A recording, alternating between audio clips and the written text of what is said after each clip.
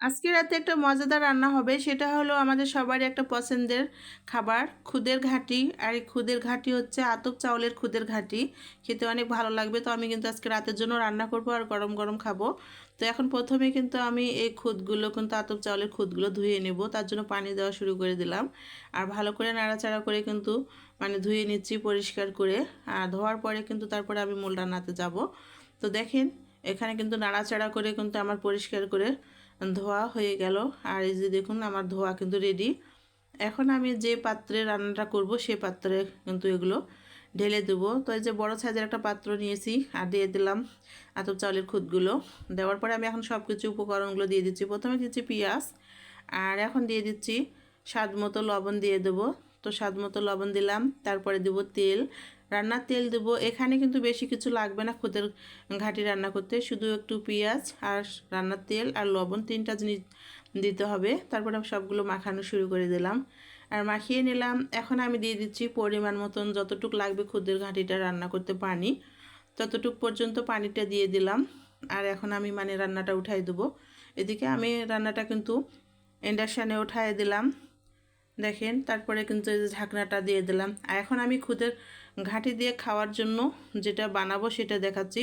এখানে আলু সিদ্ধ করে নিয়েছি আর বেগুন পুড়ে নিয়েছি, এগুলো কিন্তু আগে নিয়েছি। পোড়া বেগুনের ভর্তা, আলুর ভর্তা দিয়ে কিন্তু এই খুদের ঘাঁটি খেতে অনেক বেশি ভালো লাগে। তরকারি দিয়ে কিন্তু ভালো লাগে না। এটার হলো মানে মূল হচ্ছে খাওয়া হচ্ছে ভর্তা। যত প্রকারের ভর্তা হবে তত কিন্তু এই খুদের ঘাঁটিটা খেতে অনেক ভালো লাগে। তো এই যে পোড়া বেগুনের ভর্তা আমি বানিয়ে নিয়েছি আর এদিকে আলু ভর্তা বানানো আমার রেডি। এখন আমি দেখব এই খুদের ঘাঁটিটা আমার রান্না কতদূর।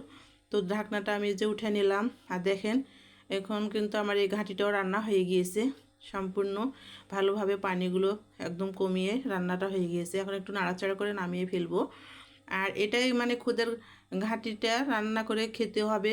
যত প্রকারের ভর্তা, ছিম ভর্তা বলেন, বেগুন ভর্তা বলেন, ডালের ভর্তা বলেন, মানে যত প্রকারের ভর্তা দিয়ে খাবার তত কিন্তু খেতে অনেক ভালো লাগবে। তো সেটা নয়, আমি কিন্তু আজকে দুটোই ভর্তা বানিয়েছি, শুধু পোড়া বেগুনের ভর্তা আর আলু ভর্তা।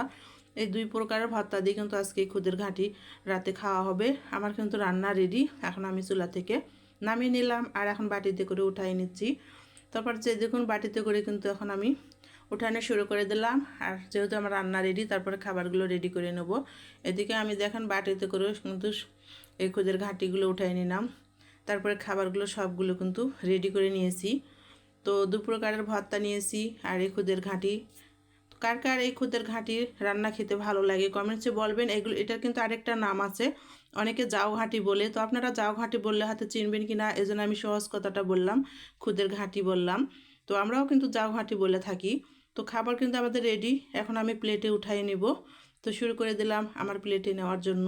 আর দেখেন আমার পরিমাণ মতো উঠাই নিয়েছি। এদিকে এখন আমি ভর্তাগুলো নিয়ে নিব। তো তার জন্য প্রথমে কিন্তু আমি নিয়েছি আলু ভর্তা নিচ্ছি। আলু ভর্তা কিন্তু অনেক বেশি খেতে ভালো লাগে। তো আলু ভর্তা নিলাম। আর এখন আমি নিচ্ছি এই যে বেগুন ভর্তা। তো বেগুন ভর্তা কিন্তু এই যে নিয়ে নিলাম। এরপরে কিন্তু দেখেন আমার কিন্তু ভর্তা দিয়ে কিন্তু এই খুদের ঘাঁটি নিয়ে নিলাম আমার খাওয়ার জন্য। এখন আমি খাওয়া শুরু করে দেবো। সকালে সবাই ভালো থাকেন। আমার রেসিপি ভালো লাগলে লাইক